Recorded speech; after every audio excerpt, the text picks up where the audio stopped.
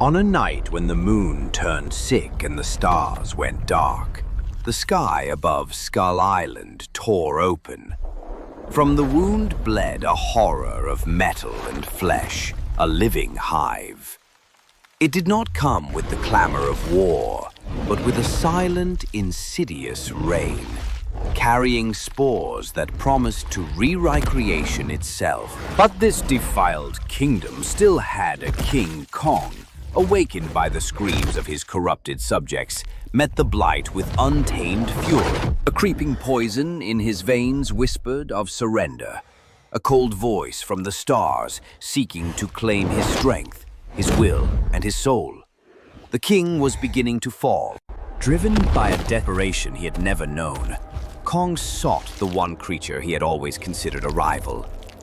In the scorched canyons, he offered not a challenge, but a plea to the Scorpion Man.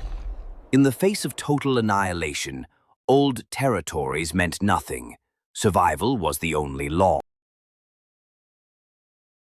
The two outcasts fought as one, their combined might the only shield against the Hive's relentless corruption.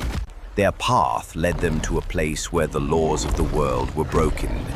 In a crumbling, floating temple, the Hive mind showed its hand, flooding Kong's mind with visions of a conquered Earth. At the heart of the great ship, they found the source of the plague, Neurox.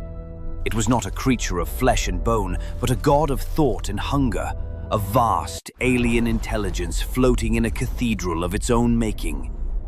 It had consumed worlds and saw Kong not as a warrior, but as a final, fascinating morsel before the main feast, while the poison in his blood screamed for him to yield. But with a final, desperate surge, born of an ally's aid and a king's will, he shattered the puppet and struck the mind behind it, silencing the whispers of the Hive. As the sun rose, the Hive crumbled, and the island began to breathe again. Kong stood victorious, the battle for his home won. But the island began to heal. But its king could not.